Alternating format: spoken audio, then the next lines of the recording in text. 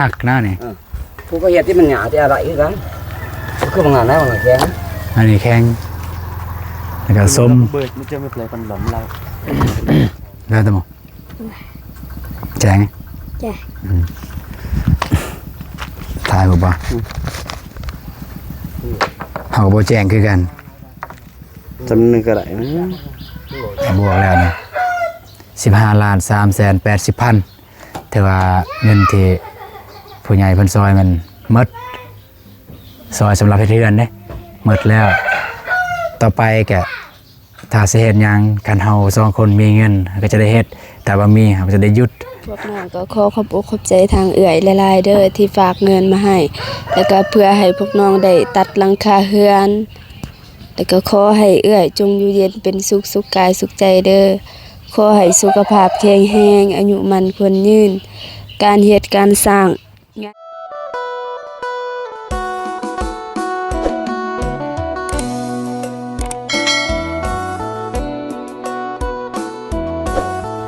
พี่น้องเปิดภาพมากก็อยู่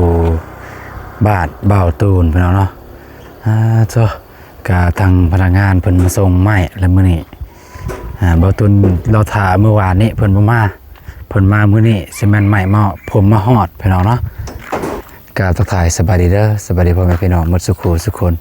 ยินดีต้อนรับส่องอาตูน Channel เส้นเก่าเส้นเคยพี่น้องเนาะจ้ะนี่เพิ่นกำลังมาส่งไม้พี่น้อง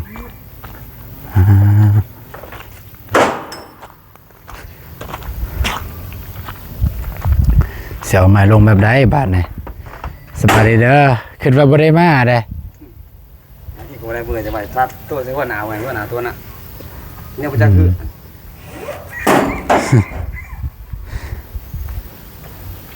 เป็นบ่ค่ะ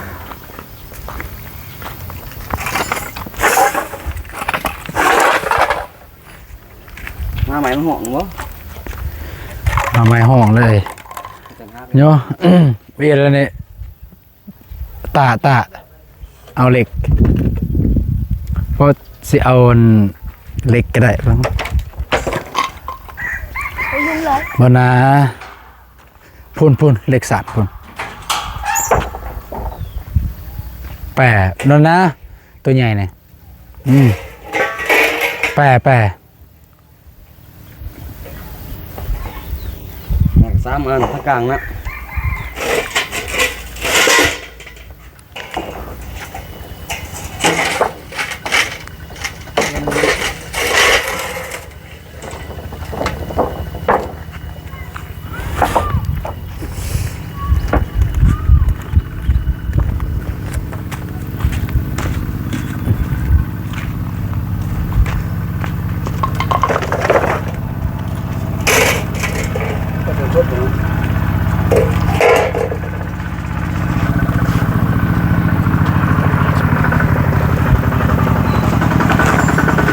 ลงไหนวะคือโอ้มาคนเดียวเนาะมา2 คนใครแน่มีแต่คนเดียวเดี๋ยวเราจะก้อมันก็อยู่ห่างเลยแป๊บนึงก่อนเดี๋ยวเพื่อนก็บอกถามว่าเนี่ยมีอยู่ขามาสร้างมันกันไปส่งเท่าไหร่ชาคนมาซอยก่อนแป๊บนึงก่อน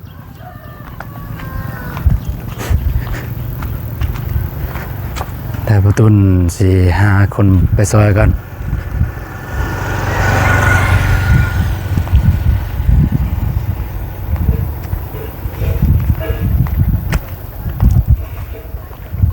เจ้าไอ้เพิ่นยังอยู่บ่นะ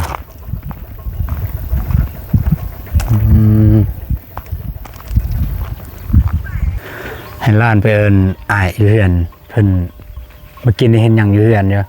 แต่ว่าก็เห็นแกเกียมไปสวนตอนนี้ก็ตอนเช้าๆพี่น้องเอ้ยเจ้านี่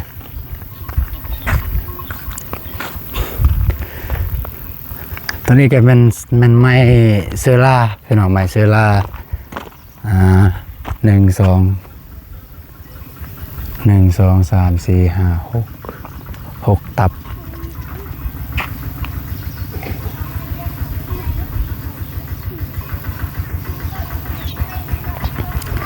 บ่ว่าสิพอหรือบ่หกตับแต่ว่าทีมงานลายมาสำนั่นละเพราะว่าทีมงานกระเจ้าก็เคยเฮ็ดเวียกเคยเฮ็ดแบบนี้คือกันโอ้ซะบ่ได้เก็บเมียนซะเมื่อวานนี่จักผู้ใด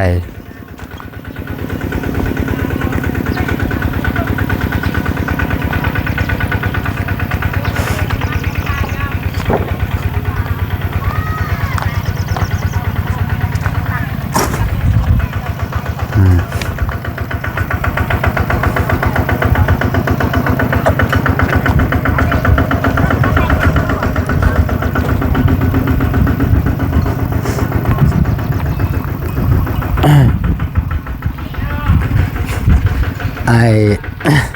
ผู้สิไลนี่แม่นไอ้เคยแล้วก็ไอ้นี่เฮือนหลังนี้พี่น้องเฮือนหลังนี้ผู้สิไลใหม่อันนี้ก็คือการ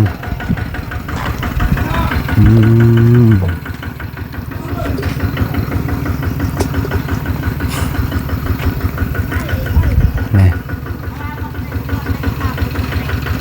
โอเคพี่น้องรอทานไอ้ประตูมาก่อนแล้วจึงเอาใหม่ลงพี่น้องเนาะบ่มีไผมาพี่น้องก็ว่ามือนี้เป็นมือที่พักผ่อนก็เลยไอ้น้องเป็นไผมาแล้วเพิ่นมาส่งมื้อนี้เพิ่นมาผู้เดียวอันน่ะพนักงานนั่นส่งผู้เดียวก็เอามาลง2คนกับค่อยก็บ่ได้พี่น้องไอ้กับเป้าตูนนี่เพราะว่าต้องผู้หนึงอยู่เทิง2คนอยู่หลุมจึงลงได้มีแต่ลานเป้าตูนนี่จับใหม่บ่ได้ยังน้อยอยู่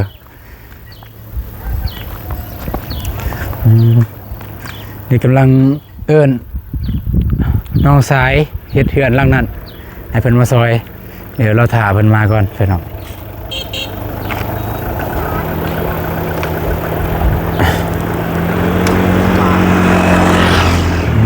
ตัวนี่เดี๋ยวสุดท้ายจะแจ้งอีกครั้งหนึงพี่น้องเนาะสำหรับเพื่อนพูด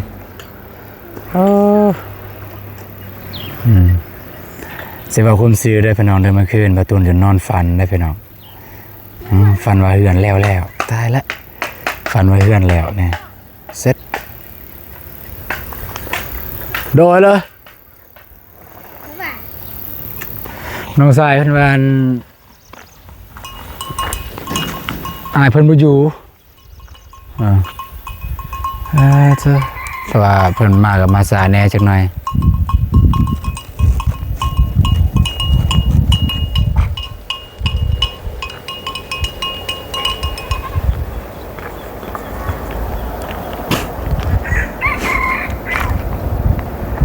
เพิ่นมาสายจักหน่อยก็เลยว่า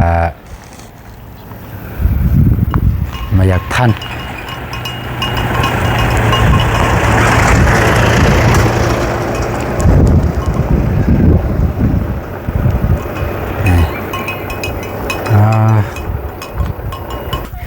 โอเคพี่น้องน้องชายขึ้นมาแล้วพี่น้องเอาโยจับกองดูนะนี่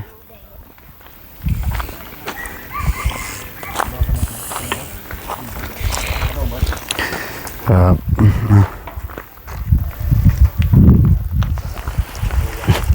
ไอ้ขึ้นบิวถึงเลยก็ได้ไอ้เราทำเพียงคนเดียวผมเถอะมันก็ประปัง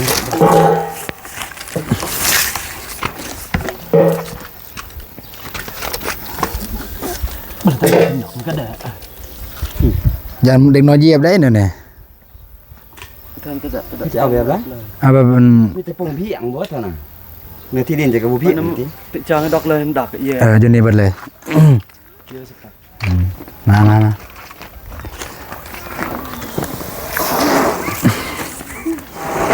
เดี๋ยวปังยังไม่กลับก็มาตรงนี้ให้มันเกินทีทั้งหมดอ่ะเกินทีมันฮัก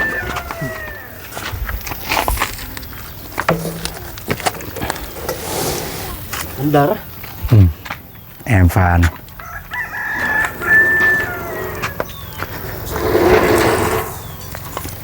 แล้วคนมันก็ฟังเอาอันนี้ได้เปลี่ยนดุ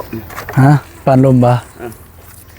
มันหล่มแต่ไรมันแต่ว่ามันหยาบผู้ก็เห็ดอยู่ทีระวังยามันหัก ดอกห่างดอกลาน เบิ่นนี่ยานหักหน้านี่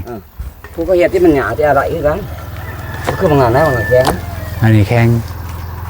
แล้วก็ส้ม เบิดมันจะไม่เปลยปันหลอมเรามันเป็นหยังมันจะไม่เปลยผ่านกินไป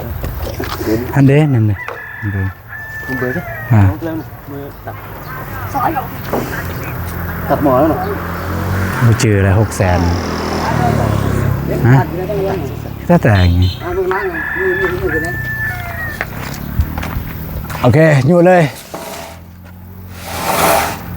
รู้สึกว่าจับ2คนแกมันสิหักแล้วว่าอยู่มาก่อนเบิดเลยบ่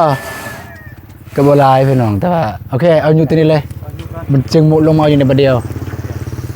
เวลา2คนมันสิหักได้2คนโอเคอันนี้ เดี๋ยวเนี่ยยังอยู่สิบ่ต้องมาจนไปไก่เนี่ย โอเคลงมาสันบาทนี่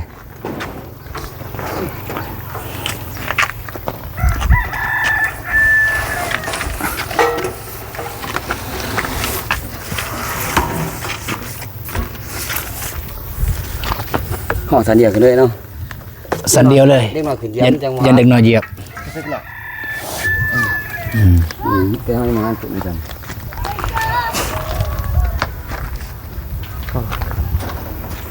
นาเด็กมาสอนสถานการณ์เด็กอย่างนี้น้องขึ้นมาเด็ก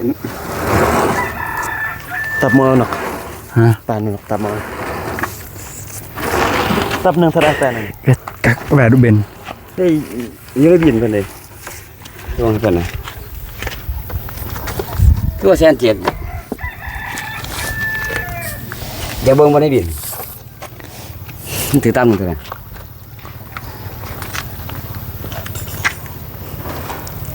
ดึง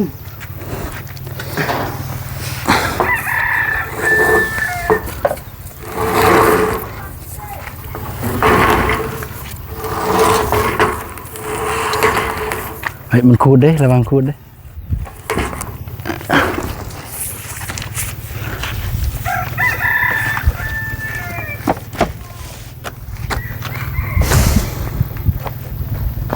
เรียบร้อยบาทเลย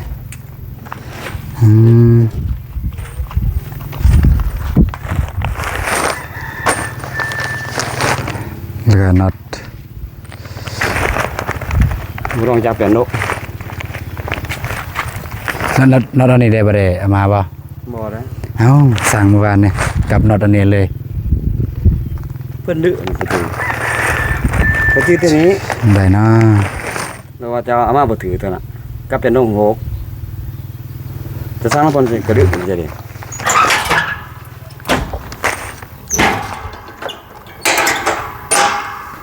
เมื่อกี้ว่าแล้วเอามาคู่กันทำกันอยู่เลยเนาะมาจับ มาสิเบิ่ง 11 8 20 โจ้แม่นบ่เนี่ยตับ1 410,000บ่ บ่แม่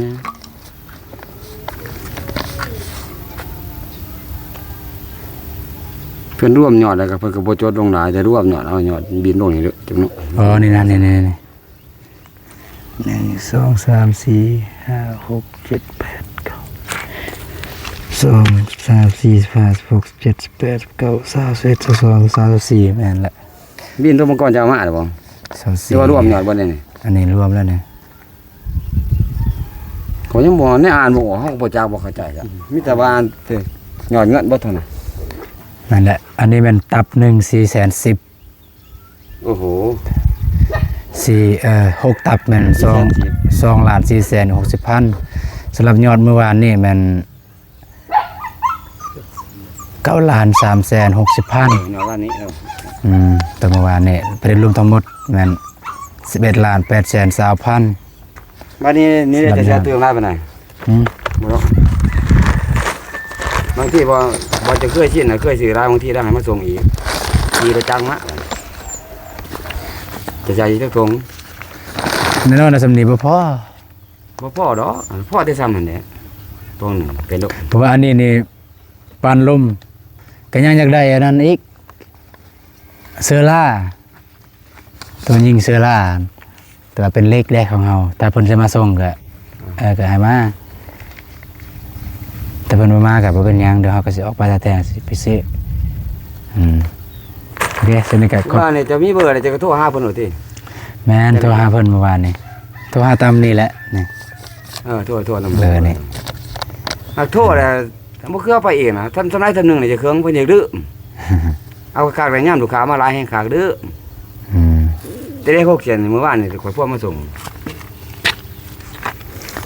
โอเคเอาบัดนี้สิจ่ายเงินใส่กรรม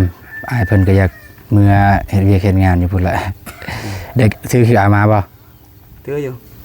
นี่โอนนะผม โดย7804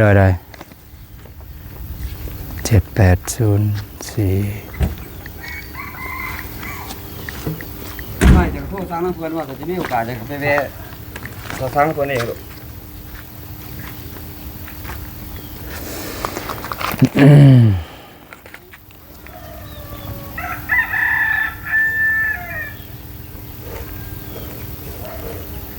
อันนี้เป็นเฉพาะอันอยู่น้ำหานเพิ่นได้พี่น้องเอ้ย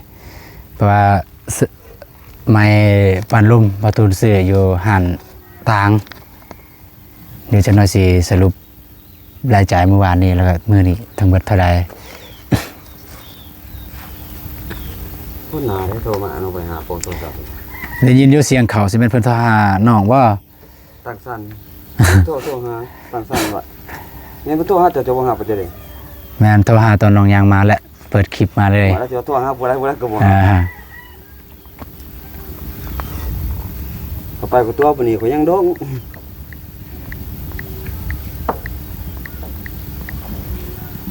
นี่คือว่ามันบ่ใส่เหรอเปิดไฟจุดมันบ่ยางไปบนโฮมกันแล้ว iPhone ว่าไง บ่นะมาโปะบนโฮมเปิดไฟจนจำเนี่ย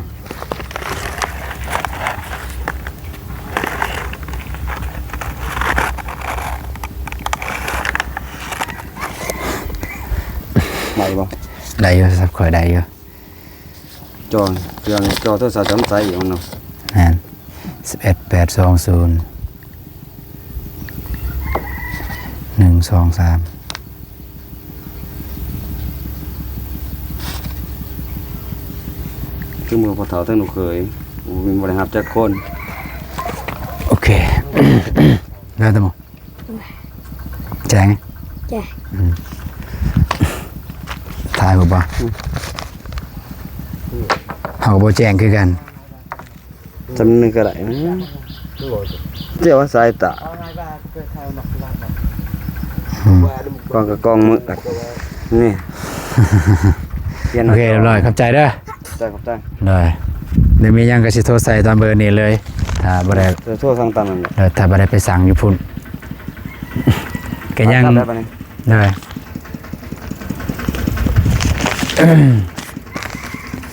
โอเคขอบคุณมาโอเคพี่น้องเนาะก็เป็นที่เรียบร้อยแล้วตอนนี้ไม่บ่ฮู้ว่าพอหรือบ่ใหม่อันนี้แต่ว่าก็น่าจะพออยู่ว่าแอมฟ้าซื้อแอมฟ้าเทิงซื้อทางอ้ายเพิ่นไล่ให้เป็นว่าประมาณ6ตับน่าจะพอแต่ว่ายังน็อตเดี๋ยวมาตุนออกในเมื่อท่าแตงแล้วก็สิซื้อน็อต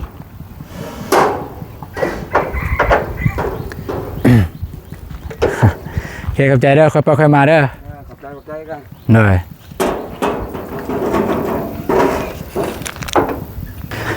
ไปมีเพื่อนพี่น้อง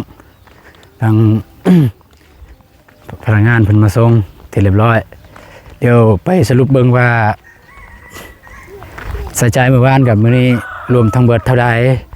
แล้วก็จะได้แจ้งพี่แจ้งน้องเรื่องเงินเรื่องคำพี่น้องเนาะโอเคพี่น้องตอนนี้ประตูนก็มาฮอดเฮือนแล้วเนาะสิมาสรุป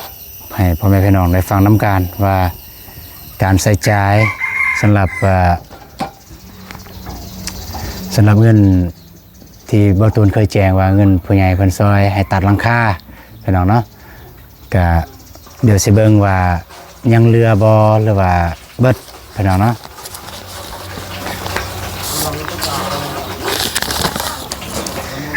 เพราะว่าซื้อเลขสุดก้อนก็ประมาณ15 ล้าน15 ล้านกว่านี่แหละพี่น้องเอ้ยเลขก็ขนาด150แล้วก็50ไปนะเอ้ยแม่นแหละ150ขนาดมันเลขใหญ่นั่นพี่น้องไปเลย15 ล้านประมาณ15 ล้าน7 แสนนั่นแหละ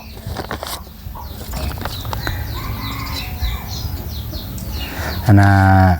ต้องบอกก่อนนะนี่พี่น้องเนาะเงินที่ประตูนี่ครับเงินจากผู้ใหญ่เพิ่นตอนนั้นแม่น30 ล้านพี่น้อง30 ล้านกีบตัวเพิ่นให้ตัดหลังคาพี่น้องเพิ่นให้ตัดหลังคาเพราะว่าช่วงนั้นนี่ของคาซีบยังบ่ทันได้ขึ้นถ้าแม่นตัดตอนนั้นเลยกันบ่คาเนี่ยน่าจะแค่แน่แต่ว่าก็บ่ได้รุ่นเลื่อนกันหลายดอกพี่น้อง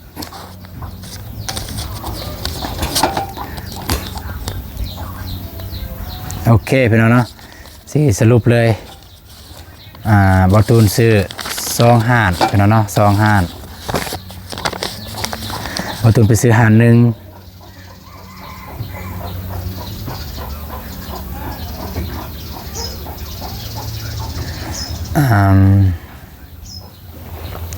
บอตูนไปซื้ออยู่ห่านหนึ่งก็คือหมายปานลมเมื่อวานนี้พี่น้องก็ในจำนวนนั้น8 ตับไปหน่อย8 ตับละ2 แผ่นก็คือ16 แผ่นทั้งหมดเป็นหลักทั้งหมดก็เป็น3,360,000 กีบพี่น้องเนาะอันนี้คือ3,360,000 กีบและคืออันนี้คือบินที่ไปซื้ออยู่หานหนึ่งอีกเพราะว่าหานที่มีไม่อันปานลมนี้เพิ่นจะบ่มาส่งพี่น้องเพิ่นบ่มีการส่งอ่ะนะมีแต่เฮาคันเฮามีรถเฮาเองเฮาจะไปเอาอยู่หั่นเพิ่นบ่มีส่งแต่ว่าหานที่มาส่งเมื่อกี้นี้เพิ่นจะมาส่งเอาน้อยเอาหลายเพิ่นก็มาส่งคือเก่าพี่น้องหั่นน่ะประตูก็เลยเลือกเอาหานนั้นพี่น้องเนาะพอดีหานเมื่อกี้นี้รวมทั้งหมดอยู่รวมไรเมื่อวานกับมื้อนี้เลยเมื่อวานเนี่ยเพิ่นมาส่งไม้เมื่อวานเนี่ยเพิ่นมาส่งไม้เล็กในจำนวน40 โตหั่นแล้วก็มีซีมีหยังต่างๆนั่นแหละ11,820,000พี่น้องได้บ่ต้นสิบวกเบิ่งว่าเท่าใด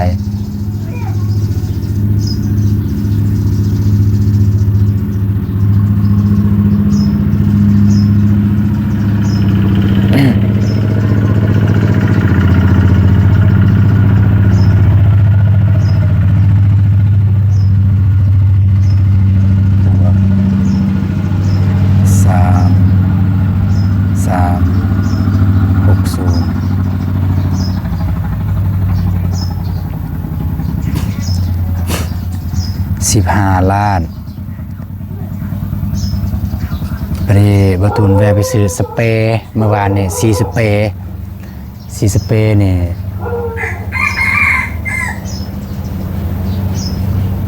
เรื่อง4 สเปรย์200,000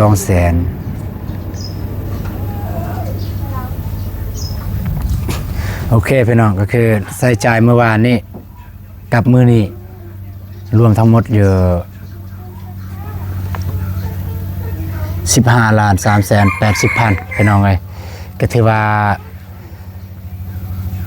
ครบแล้วก็ถือว่าเบิดพอดีเบิดเลยเงินที่ผู้ใหญ่เพิ่นซอยพี่น้องทางผู้ใหญ่เพิ่นเคยซอยตัวบ่ตูนเคยแจ้งนั่นแหละเพิ่นซอยตั้งแต่ดนๆแล้วแต่บ่ตูนยังบ่มีเพิ่นยังหมดตอนนั้นยังเครื่องนั้นเครื่องนี้ก็เลยไม่ได้ตัดหลังคาพี่น้องก็เลยมาตัดส่วงนี้ส่วงหน้าฝนนี้พอดีทั้งหมดทั้งมวลที่เพิ่นส่งมาในจำนวน30 กว่าล้านนี้พอดีหมดพี่น้องเลยในการตัดหลังคาตอนแรกบ่ตูนกันว่าพอดีได้ซื้ออลูซิงเลยได้แต่บ่ได้ซื้อบ่พอก็บ่เป็นหยังพี่น้อง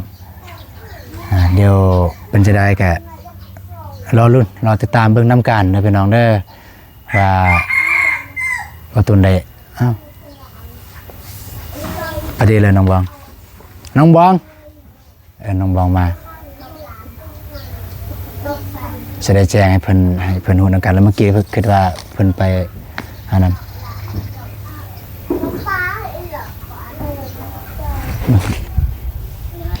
โอเคพี่น้องตอนนี้ก็นำตอนน่ะตอนนี้ก็นั่งกับน้องบองแล้วพี่น้องเอ้ยเมื่อกี้นี่น้องเพิ่นเข้าห้องน้ำบ่ตุนก็เลยไปผู้เดียวไปเอาไม้ลงนะแล้วก็ส่วนลานไปนำสัตว์ลานไปจับกล้องไปน้องเพิ่นเข้าห้องน้ำบ่ตุนบ่อยากรบกวนน้องเพิ่นก็บ่ตุนมานี่ก็เห็นโดนเพิ่นเข้าห้องน้ำก็เลยว่าสิสรุปเลยแต่พอดีน้องเพิ่นมาแต่บ่ตุนก็ได้แจ้งน้องเพิ่นแล้วบ่ตุนก็ได้แจ้งน้องเพิ่นแล้วว่าสุดก่อนบ่ตุนซื้อทั้งหมด15 ล้านพี่น้อง15 ล้านก็คือเงินของที่อ้ายเคยแจ้งน้องเด้อเงินที่ผู้ใหญ่เพิ่นซอยเฮาใน30 ล้านหั่นสุดก่อนอ้ายซื้อ15 ล้านน้องชื่อบอยบอกตอนนั้นนะ15 ล้านแล้วก็สุดนี้ก็15 ล้านคือกันเด้อนี่บวกแล้วนี่15 ล้าน380,000แต่ว่าเงินที่ผู้ใหญ่เพิ่นซอยมันหมดซอยสำหรับเฮ็ดเรือนเด้หมดแล้วต่อไปก็ถ้าสิเฮ็ดหยังคันเฮา2คนมีเงินก็จะได้เฮ็ดแต่ว่ามีเราก็จะได้หยุด ต่อไป โอเคพี่น้องเนาะก็สำหรับคลิปนี้แม่นประมาณเท่านี้พี่น้องเนาะสำหรับเงินคำกำแก้วก็อย่างที่บ่ตุนได้สรุปไว้พี่น้องประมาณนี้สำหรับใส่ใจมือนี้กับเมื่อวานนี้แล้วก็กับมือนั้นแม่นพอดีหมดเลยพี่น้องต่อไปก็ถ้าบ่ตุนน้องบองมีเงินเฮาเองเฮาจะได้สร้างต่อไปเรื่อยๆทีละเล็กทีละน้อยถ้าบ่มีเฮาก็จะได้โจไว้ก่อนประมาณนั้น เอาสำหรับคลิปนี้บ่ตุนก็ก่อนอื่นหมดก็ขอบคุณทางแม่ฮักอยู่ฝั่งไทยหลายๆเด้อบ่ว่าแม่หรือว่าสิเอิ้นแม่หรือว่าเอิ้นเอื้อยเพิ่นก็ยังหนุ่มอยู่เอิ้นเอื้อยซะทางเอื้อยฮักอยู่ฝั่งไทยเด้อที่โอนเงินมาให้เบาตูนในตอนนั้นในจำนวน30 ล้านเพื่อให้เบาตูนกับน้องบองได้ตัดหลังคาก็แต่ว่าตอนนี้ก็ได้ดำเนินแล้วก็เกือบว่า 80% แล้วสำหรับหลังคาก็แล้วก็ได้ใช้จ่ายเงินไปเรียบร้อยแล้วทางเงินของเอื้อยเพิ่นฝากมาให้จะได้ก็ขอให้เอื้อยจงมีสุขภาพแข็งแรงเด้อร่ำรวยเฮ็ดอีหยังก็ขอให้ประสบผลสำเร็จในหน้าที่การงานบ่ว่าแต่เว้าเรื่องสุขภาพก็ขอให้มีสุขภาพแข็งแรงบ่ว่าแต่เอื้อยแล้วก็ครอบครัวของเอื้อยจงมีสุขภาพแข็งแรงเบิดทุกคนเอาสุดท้ายแต่สุดนี้ก็ขอให้ร่ำรวยกับปีใหม่โชคดีปีใหม่ทางเอื้อยแล้วก็ทางครอบครัวไปใส่มาใส่ก็ขอให้เจริญก้าวหน้าตลอดศาสตร์ตลอดปีตลอดไปเด้อเอื้อยเด้อสาธุเนาะให้น้องบองอีกก็บอกขอบคุณเพิ่นเด้อตั้งจักสิเอิ้นเอื้อยแล้วว่าเอิ้นแม่แต่สิเอิ้นแม่ก็เพิ่นยังหนุ่มอยู่